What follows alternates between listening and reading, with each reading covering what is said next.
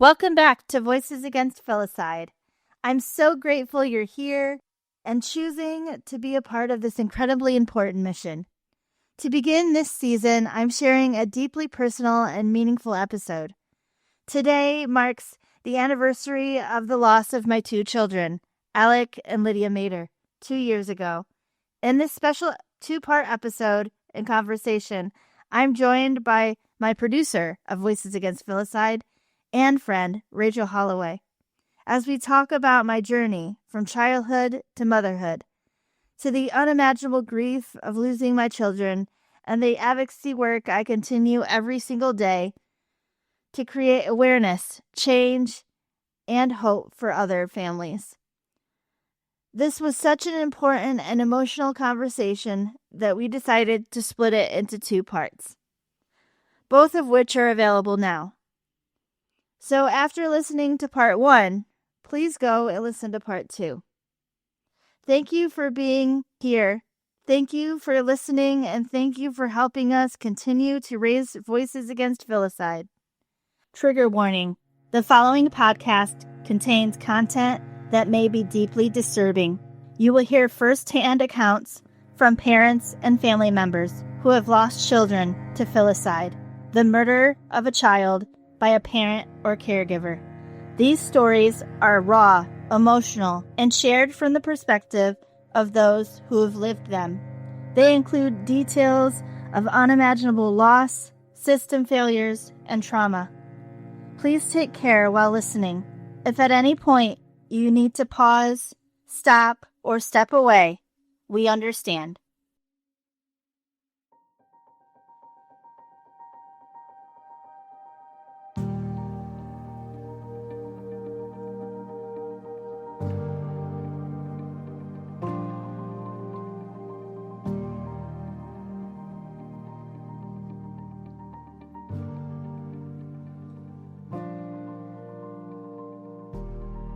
Hello, and welcome back to Voices Against Filicide.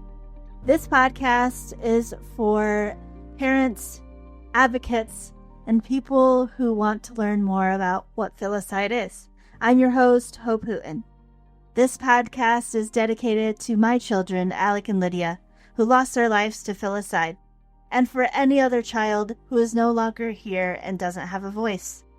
Today, I sit down with Rachel Holloway, and we discuss Alec and Lydia, as this is a very special 2-year Angelversary special for Voices Against Filicide. As today, May 20th, 2026, it has been 2 years since Alec and Lydia, my children, went to be with Jesus in heaven. Welcome, Rachel, to the podcast. Thank you for having me, and thank you for letting me be a part of this journey and be a part of this episode with you today. Yeah. Don't cry. I will not cry. I brought all of my emotions. They're tucked away in a pocket just to be supportive and be here for you. No, you can cry as well. Okay, no promises. I say that because Rachel is our crier. I mean, I cry, but she'll cry on like the dime of a drop of a hat. What is that term? Drop of a hat? Yeah. Drop of a hat or drop of a dime, I don't know. The point is I cry. It's just I feel too much, and sometimes I wish I could hide it. Sometimes I think it's a superpower of mine. It is. I feel a lot. So yes. And I feel the same way. So I'm glad that you also have those emotions, because then I'm not the only one sitting in the corner crying. We will get through it together. Yes. Okay, let's get started, Rachel. Right, sounds good. You mentioned it a little bit, that this episode will be a little different than what you normally have here on Voices Against Filicide. The launch of season 3 was planned. When choosing the release date, you made the choice that May 20th for a reason. So I think you should start there and talk about the importance and the significance of why you chose the date. Yeah, so May 20th, like I said, is their Angelversary, and so it's also the 20th is also the day that my mom died as well, November 20th, 2021. So the 20th for me of any month is a hard day because it reflects so much pain. So that's why with Voices Against Filicide, we've decided to turn the day of the 20th of May and 20th of November into happy days, into something that we can remember Alec and Lydia, my mom, and those who have been lost to whatever they've been lost to, whether it's filicide or cancer or car accidents or kidney failure in the case of my father. We can turn the day of the 20th into something positive and purposeful. So that's why the 20th is so important to me. And that's why every season of the podcast has come out on the 20th of whatever month we've chosen. I like that you've stuck with that. And I think, the importance of you just through everything that I see you doing right now, but making the choice to be so intentional with the decisions and the choices that you're making as you go on this journey. One of the other things that you wanted to make sure that is in the forefront and the focus of talking today is starting with life and, your children's life. So I've been so fortunate to grow close to you over the past couple years, and talking with you, you share about Alec and Lydia and who they were. And in each and every interview or speaking engagement, I feel like I learn more and more about them and how you talk about them. So can you just start, sharing with us about who your kids were, what was unique about each of them, and what made them special to you and to others? Yeah, I think that's a really great question, especially the unique part, right? And we want to focus here on Voices Against Filicide on how these children lived versus, yes, we'll cover how they died and the filicide crimes, but we want to make sure that we highlight who these children were, and that includes Alec and Lydia. So Alec, oh gosh, what can I say about Alec? He was born on July 15th, 2016. His name is Alec Agape Mater. Alec came from, I just really liked it, and it was different from the usual Alex. And he always struggled with that because everybody wanted to call him Alex. And I always had to tell him, make sure you say that your name is Alec. And then when I was talking to people and they would say his name wrong, I would say, no, his name is Alec, like Alec Baldwin. And so that was something that I knew as he got older, he would still continue to struggle with because everybody just wants to revert to Alex. And then Agape, we chose that name because Agape means God's love. And we were sitting in a church service and they were talking about all the ways that God shows his love. And Agape is the ultimate form of God's love. And so because you have like phileo and all the other like brotherly love and the other types of godly love, but Agape is the number one way that God shows his eternal love. So Alec Agape Mater. And he had blue eyes and brown hair, and he loved soccer and basketball. He loved Trail Life USA, which was like Boy Scouts, but it was more Christian based. He was a part of that organization for 2 years. They did fire making and tying knots in ropes, and they learned about Bible, and they did Pinewood Derby races where Alec got to like create his own Pinewood Derby, and he did a Batman car for that because he also likes superheroes. So he just really loved trail life, loved building those friendships with his little buddies in trail life, and and he loved Pokemon. I think in all of the pictures and videos that I show you and send you, Rachel, it's always Pokemon. Yes. He loved Pokemon, and his favorite was Pikachu. And he had these huge stuffed animals that were all the Pokemons. He had 3 of them, and they were massive. And he loved Legos and sitting in his room and building with Legos. And he was really good. Like, I didn't need to help him really with Legos. He could do it pretty much by himself. He would follow the instructions and do all of that. So he was such a good kid. Loved Jesus, was kind, was goofy and rambunctious and loved to play. And, misbehaved sometimes like little kids do, but overall, he was really a great child to raise. And I'm so honored and blessed that I got to raise him for as long as I did. And Lydia, second born, so fearless, as most second borns are. Birthday is May 14th, which just passed. And it was her 8th heavenly birthday this year. And she loved unicorns and sparkles and pink and purple. Alec's favorite color was green, so that's why a lot of our stuff with Voices Against Filicide, or when you see me in person, I always use pink and green because those were their colors. And I had to pick one. I couldn't use purple and pink, like she would have loved that, but I had to pick a color. So I transitioned between purple and pink. So she loved unicorns. She loved drawing and arts and crafts and Play-Doh. I've never seen a small child love arts and crafts as much as she did. When I bought my new house for the kids, 2.5 months before they passed away, I got this big container, like this three shelved unit that she could put all of her arts and crafts and Play-Doh in, so everything could be in like one area. Because the thing about Lydia is she was not organized. Alec was my organized child, and I would often go in his room and see him like cleaning up, or he'd literally come out to the living room and say, "Mom, don't go in my room because I'm organizing right now." So he was a lot like me as a child. I was very organized, and like I thought that it was fun to organize my room. That's how he was.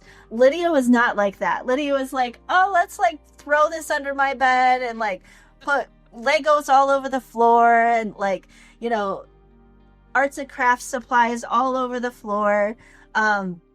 So I had to make sure that I had organization stuff for her because she just wasn't organized.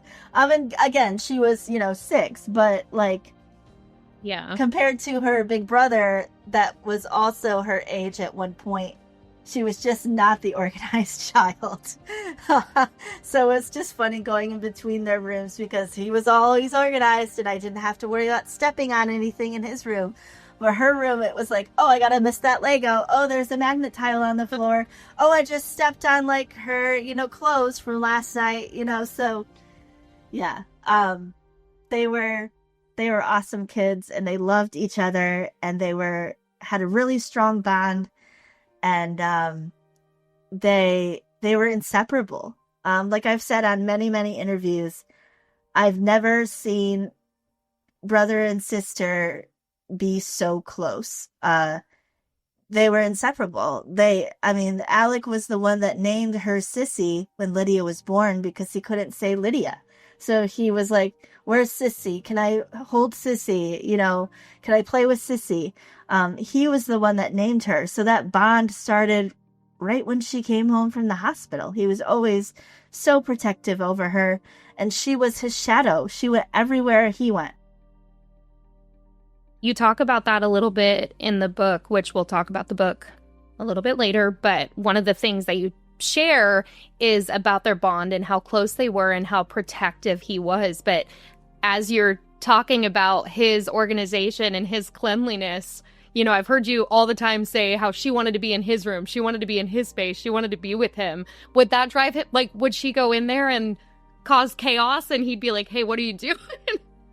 At first, there were a lot of fights with that because, like, he gets so upset, especially because when she was, like, a toddlers want to get into everything. And he was like, "No, Mom, she's getting into all of my toys and I don't want her to." And I'd be like, "It's okay, Alec, we'll clean it up later." Like, he was so, organized type A personality that, he wanted to be with her, yes, but, like, especially when she was in that, going from baby to toddler phase and she really couldn't communicate well and that kind of stuff, it was kind of hard. They kind of did butt heads a little bit at the very beginning. But as they both grew up and they both got older, he would just say, like, "Lydia, make sure you clean up my toys because you played with them. And then if she did it, he would come out and, be like, Mom, she needs to clean up my toys. She was playing with that, So, yeah. I love to hear about their bond with each other. That's such a beautiful thing. And how you said it, like, not all siblings can do that. No. I have siblings. We were not like that. Another thing, you talked about trail life with him, and I know that I've heard you talk about it a little bit. And again, you mentioned it in the book, but the camp that they would go to, the church camp, and how much they loved that, and you looked forward to it, and how opening night was this big thing with families and stuff. And faith was so big. It is so big for you, and it was so big for them. So I didn't know if you want to touch a little bit more about the church in their lives and bringing you guys together closer in that way. Yeah, so it was kids camp, or kids week as they call it, at our church, which was Radiant Church in Surprise, Arizona. And I actually just saw a little video on the church's website the other day, because they're getting ready for kids week, this coming June. So It was kind of really exciting, but also Alec and Lydia would be going to kids week again. And they're not able to. Kids Week was available for all kids, going into kindergarten all the way up till leaving 5th grade. So they would, go for 6 years, technically, to kids camp if they wanted to. And they would each be on a colored team. Our church was huge, so they'd have 8 colored teams going from purple, white, black, green, blue, brown, all the colors of the rainbow. And the kids loved it. Alec went 2 years without Lydia because she was too young. And then Lydia went 1 year. And that was so exciting because they both got to go together. And as siblings, you could choose if you wanted to have them be on the same team. You didn't know what color they were going to have, but you could ask for them to have be on the same team. And they were so excited. I think 1 year Alec was on the orange team, and the other 2 years they were on green. Which Alec's favorite color is green. Yeah. So they were so excited. They had dress up days where one day they would wear their color, and one day they would wear any sort of animal print. And they had different themes for each one of their days, or whatever that theme was that year. And they loved kids camp. At the very end of kids week, they would come on that Friday, and we would come as a church, and all the parents would come to campus at night, and they would have all of these inflatable slides and carnival games and bouncy houses and bubble machines and petting zoo. I mean, our church went all out, and they would give awards out to the teams that won their points, because every day they would win a certain number of points based on certain things. And they loved it. They were just so close. The other thing was just hilarious was Alec with his allergies. And I talk about that in the book. And he was allergic to, sesame seeds and peanuts and tree nuts and eggs. But he was also allergic to everything outside. And so the nurse at Kids Week, or the nurse at school, I would always have a line to her, because we would always be in constant communication. The nurse from Kids Week would contact me almost every day. Alec came into the nurse's station today and he needed to use his inhaler.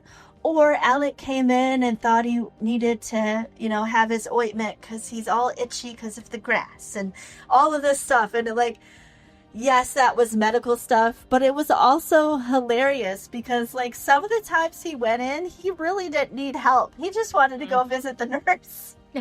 They had a relationship at that point, but it's also incredible to see, at his age, how self-aware and how, grown he was in that moment to say, I'm experiencing this, I'm feeling this, I, need a little bit. And maybe he kind of stepped out a little bit more than he needed to ask a little bit more. Yeah.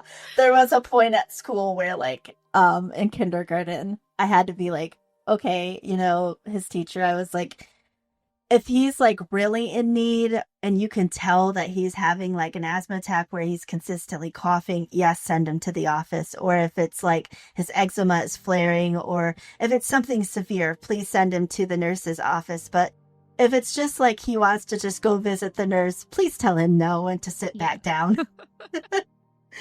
So, yeah, and he did that all the time. I mean, I could talk to every single teacher he had, and they would all say the same thing. Now, with Lydia, she didn't have that. So it's like I had one kid that was like, didn't go visit the nurse all the time and like was fine. And then they were very close, but they were also two different personalities, meaning, so. You had him who was cautious and aware, and you had Lydia who was fearless and going down water slides at crazy speed. At 2 years old. Yeah. I love that. Those memories are so important. I'm so glad that you share those with us and that you get to, hold on to all of those. As we know, while we're here, everything changed for you 2 years ago in May of 2024. Yeah. And it wasn't something that it didn't just happen. There's a backstory and there's things that go along with the tragedy of losing Alec and Lydia. So I know that you're going to share about that day, but I didn't know if you want to kind of share about what led to it as well. Yeah, so we were going, their father, my estranged husband, we were going through a divorce. We had prior history. He had prior history of domestic violence towards me, and there was a lot of coercive control and manipulation throughout our relationship and marriage, and it wasn't consistent. So it would happen and then it would stop, and the calm of the cycle would begin, and it would be fine for weeks, months on end, and then it would start again. So when we talk about coercive control and abuse on this channel, I want the viewers to understand that it's not something that was consistent every single day for, 8.5 years of our marriage. And then, 3 years before that. So what, 11 years? But it wasn't consistent. So, and when you're in it, you don't see it for what it is, right? And when you see the calm of the cycle after the harm occurs, you misunderstand that the calm, you misinterpret that as love. And I'm not saying that I didn't love him previously, because I do, and I will always have a special place in my heart for him, even though he did this horrible thing. It's just how we are as humans, right? And I just wanted the audience to understand that the abuse cycle is not a consistent everyday thing. Now, did it become everyday? And yes, that's why I eventually left. It was because it was consistent every single day without a break. The cycle just continued. But that wasn't until the very end. And that was after my parents passed away. So like I said, my mom died in a car accident from her injuries, November 20th of 2021. And then a couple months later, July 10th, 2022, my dad died of kidney failure from living with type 1 diabetes for decades. So after their passing, I really understood and kind of had that epiphany, and, like light bulb went off of, okay, I need to leave. I don't want to live like this anymore. And kind of I saw the abuse for what it was, and I then chose to leave.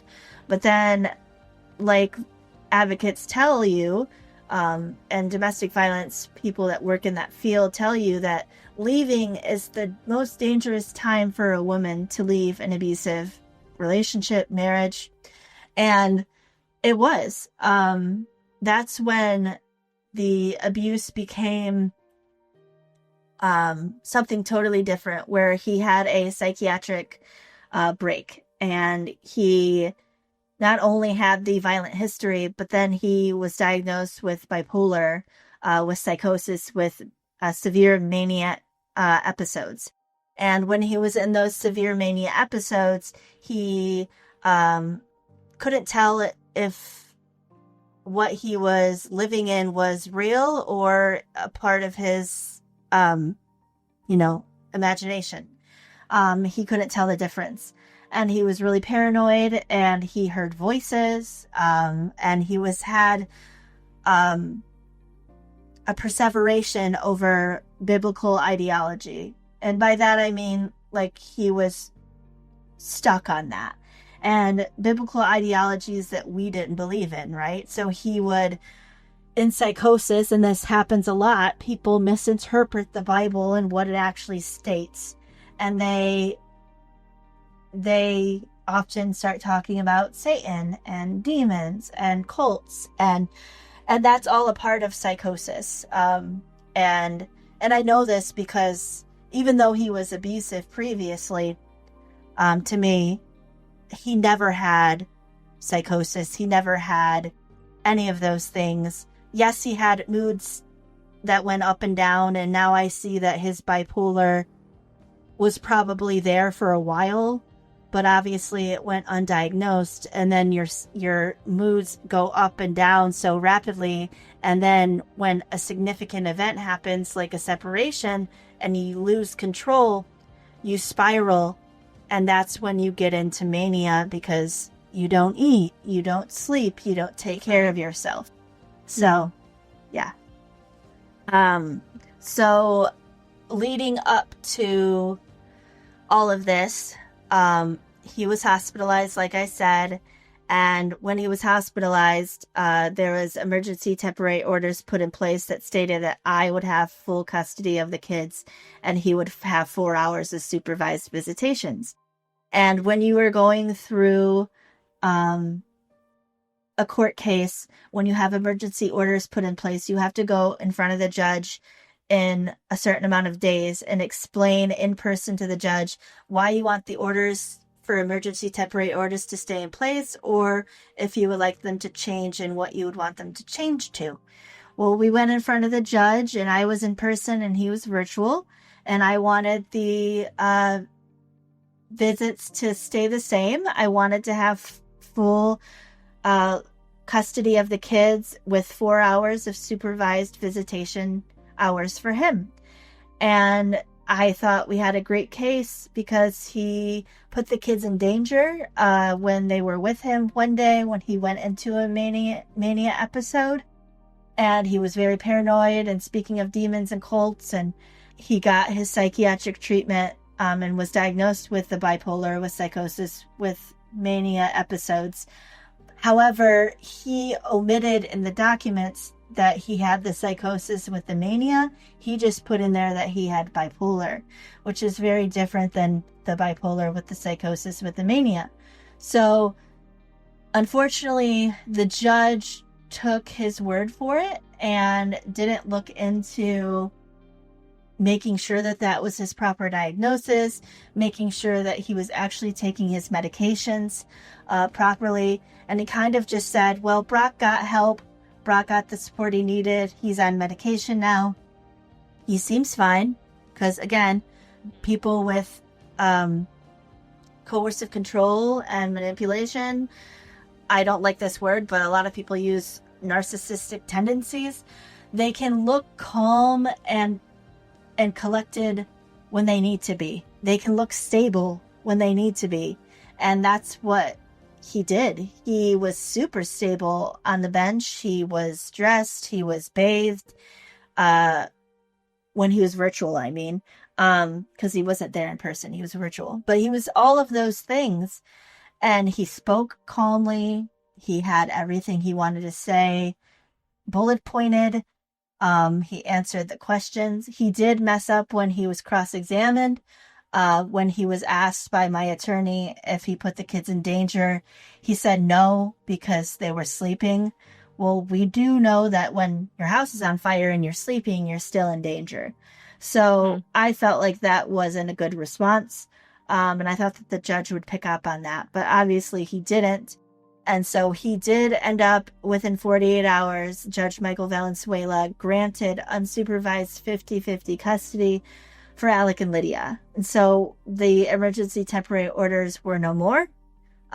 We went into unsupervised 50-50 custody. And in that order, it also stated, I asked the courts to to look after his medication compliance, to have him show that he was taking his medication the next time we would go to court, thinking, okay, they would say, yes, you have to provide some sort of documentation to us that proves that you're taking your medication, and that they would put that on him. They did not. They put that on me, and they said that I had to be the one to ask him if he was taking his medication. Well, first, I find that so crazy. It is so crazy. It's unethical. Like, how can you ask a person that is divorcing someone, but not only that is being abused by that person and is leaving an abusive relationship, and also has a protection order against them. So yeah. I couldn't talk to him unless it had to do with the kids. And obviously medication compliance didn't have to do with the kids. I mean, I guess I could find a loophole around that, but not, really. And I did ask him, several times, was he taking his medication? And he would say yes. But like, I didn't have proof of it. Like, even if he gave me receipts or whatever, you could still pick up medication from the pharmacy and not take it, flush it down the toilet. So I thought that it was crazy that Judge Michael Valenzuela was putting that on me. And so that was just insane to me. And also, we asked for a psychological evaluation to be done on top of, or separate from the evaluation that was completed in the psychiatric facility, because we didn't really know what they kind of gave him in the psychiatric facility. And we didn't even have those documents because I wasn't privy to that information. And I believe that it was my my attorney's fault for not getting a subpoena to get those records, so that we could look at those. Again, this was a whole system failure. Yes. Everybody involved is to blame. The judge, my attorney, Brock's attorney for omitting his actual diagnosis and not asking for proof. The psychologist that did the psychological evaluation, it wasn't a full psych evaluation. It was very sparse. And Brock self-reported in that evaluation that he didn't believe that his medication was working. And that wasn't flagged and put in the section that the judge looked at, which is like the bottom summary section. The psychologist didn't even put that in the summary, which he should have, because that's a huge red flag. I mean, yes, you can talk to psychiatrists and they can say all the time that their patients say that their meds aren't working, and that's like a normal thing. But when you have, and I get that, but when you have a violent history and you have children involved, you need to take that warning as an actual lethality risk marker. And in my case, the psychologist didn't do that. And in turn, the judge didn't look through the full report. He just looked at the summary, I'm assuming. And this is my opinion, but I don't believe he looked at the full report, because if he did, he would see that. It's even worse if he looked at the full report and didn't do, anything about it. Because at this point, if your opinion, how you said it, if he just read the summary and made this decision, it's bizarre to think that that's the decision you would base off of that. But if you went through every single detail and read every single thing that was given to you, and you still made the choice to move forward based on all the things you just said, that would baffle me even more. Yeah. And I don't know. I wasn't there. I'm not him. I don't know. Right. But the thing that we do know is the last hearing that we had was April 4th, 2024. And in that hearing, on the record, the judge states that from what he could see, because what was in the summary, Brock was still able to have unsupervised 50-50 custody of the kids continue. And I definitely believe that in that hearing, and you can see a footage that's come out that was on an interview that I did with Phoenix Fox 10, and we'll put that in the show notes down below. You can see in that hearing that Brock is not stable. You can see that he's disheveled. You can see that he keeps fidgeting. You can see that his eyes look different. And back then, again, nobody stopped it. And I didn't see it because I have a visual impairment. And to be honest, when I'm looking at a screen, I can't see facial features, right? I don't have full vision. And when I was in that hearing with him, I'm not looking at his box because I don't even want to have eye contact with him. Like, I don't even want him to notice that I'm even have my face turned towards him. So I didn't even see how unkept and how different he looked. And that's really sad because, again, my attorney, his attorney, the judge, they could have said, well, he doesn't look right on this video that we're seeing, this live stream. He doesn't look okay. And they didn't. They didn't. Yeah. And then we know what happens on Monday, on Sunday, May 19th.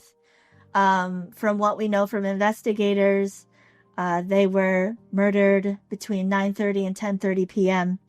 based on what neighbors in that apartment complex heard of what sounded like fireworks, which we know now are gunshots. And they were murdered. Alec and Lydia were murdered with gunshot wounds to the head. And then Brock took his own life in an act of suicide, in which he talked about and threatened to do previously. He threatened homicidal ideation previously. While he had the kids in his care. While he had the kids in his care previously, 6 months previous. And nothing was done. And I don't believe that, yes, as a mother, I did everything that I possibly could do. But also the professionals that are in places of power and places of support should have stepped up and said, hope he doesn't look right, or hope he said this or that. I only could do so much as one person. I do blame the other people involved that they could have stopped this from happening. Mm-hmm. They could have. Because go ahead. You did do so much, and you took the avenues that you were being told to take and, kind of being navigated. It's not like you have lived this life before or have gone through something like this before. This is an experience. This is something that you knew nothing about when you were going into. Yet the people in these positions, they work with families, they work with cases, they work with things that are similar in nature to what happened. So they're trained and they're exposed to look for these red flags, to pay attention to the pattern, to the behavior. So those are things that they should have never been able to dismiss or disregard, especially when they're in that position to pay attention to those things. Yeah. So, I mean, everything in my case could have been prevented. I mean, every lethality risk marker that has been researched and put in a lethality risk assessment that's been talked about and given to judges and courts throughout our whole country was on the lethality risk assessment, which includes domestic violence history, which includes severe mental illness, coercive control, manipulation, using the children against me, DARVO, which is deny, attack, reverse, victim, and offender. I mean, every single thing that we hear about in domestic violence, that we hear about in mental illness when it is not taken seriously, especially when it's combined with history of domestic violence, either towards other people or a partner. Those two alone should have stopped, and he shouldn't have had any time with them, let alone unsupervised. He shouldn't have had even supervised the 4 hours. But he did unfortunately have the unsupervised time, and now we are where we are. And this is why we have this podcast, and this is why I talk to people in these fields, experts, people who speak in front of and train judges and court systems throughout our country, that they need to look at these lethality risk markers, and they need to actually pay attention when somebody is having all of them. Well, training goes so far, but then accountability has to come into play at some point. The fact that you can be taught or trained or experienced in so many ways, but if things slip or things get to a certain level and you're not held accountable for your role in a tragedy, they're just going to keep happening. There was no accountability in my case whatsoever. They actually, the day after the kids were found, there was a hearing, and I wasn't there because obviously I was trying to cremate and figure out, urns for my 2 young children and all of this stuff. And so at that hearing, on the record, Judge Michael Valenzuela states, "Our worst fears are realized." Well, if it was your worst fear, why didn't you stop it before, sir? And also, my attorney had the record sealed. And I believe that's because he knew that he was negligent. And again, hindsight is 20/20. And if you go back in interviews and listen to me at the beginning of my journey, I side with my attorney with the things that he did, and now my clarity is better and I understand the system more. But I do believe that it's not only the judge's fault, it's my attorney, it's, like I said, Brock's attorney, it's everybody that was involved.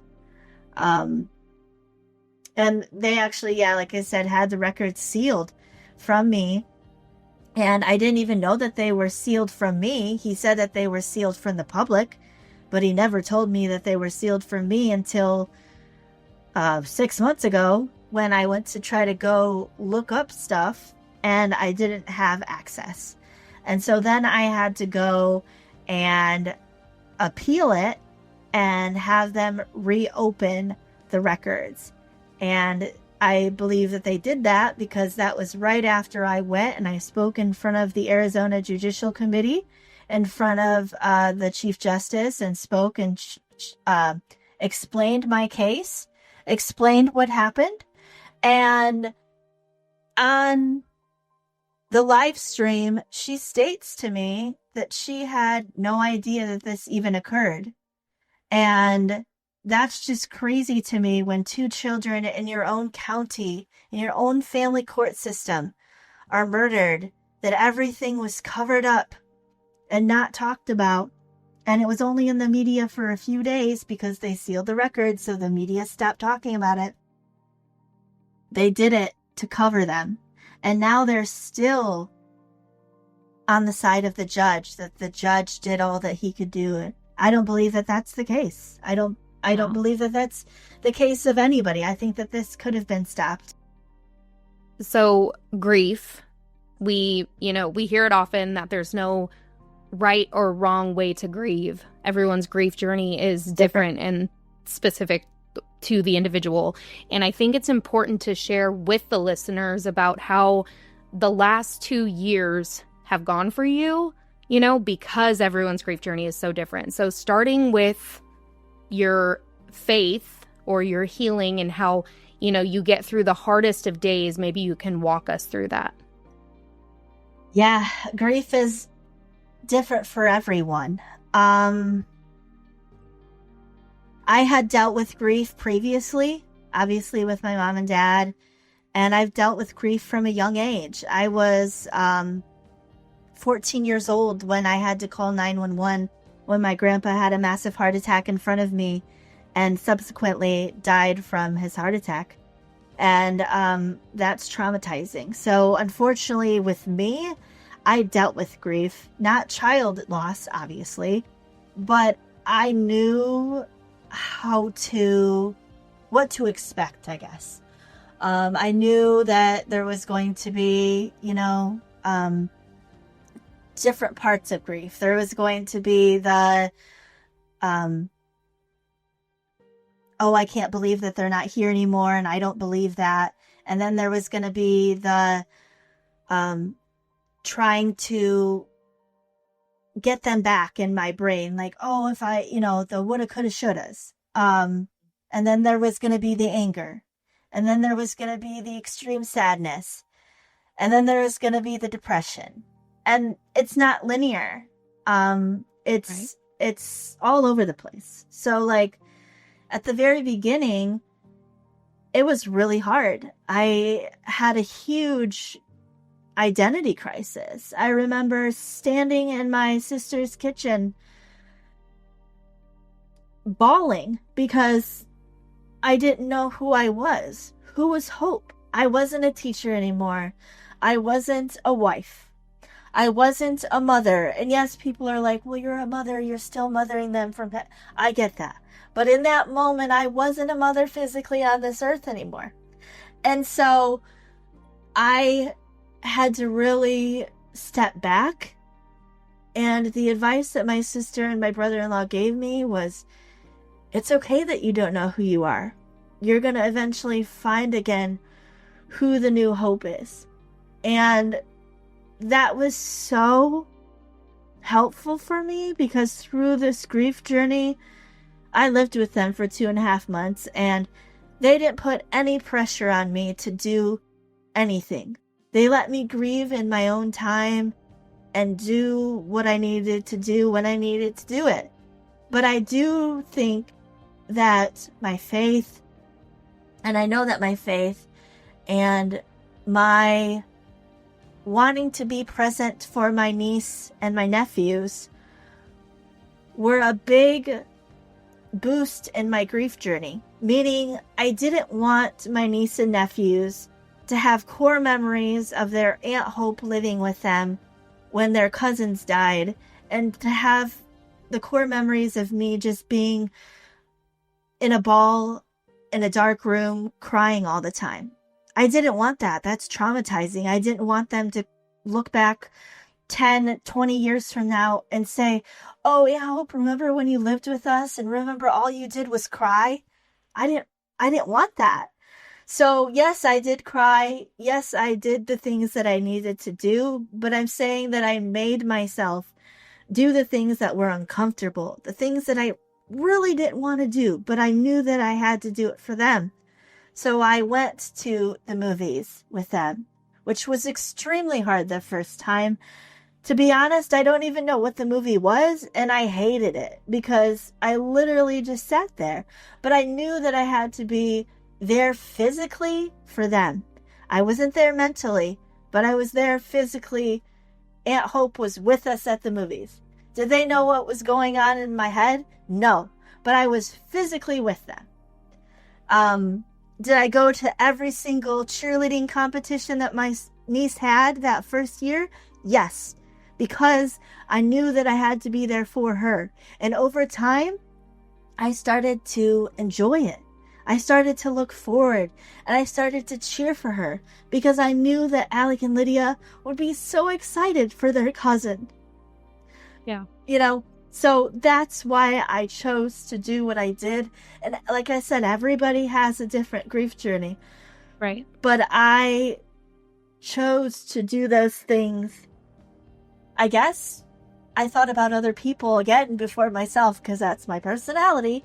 But I think that that's what helped me overall. And spending time, once I moved out of their house, I think that was kind of where the rubber met the road.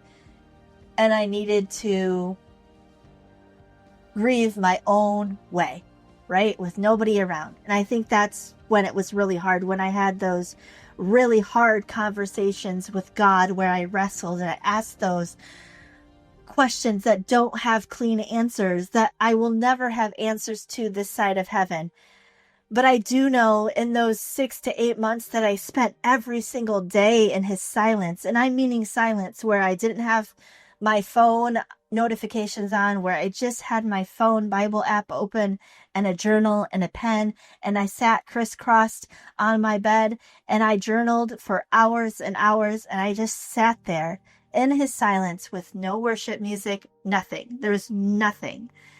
And I knew that he was there with me, and I knew that was what I needed to move forward. And through that, I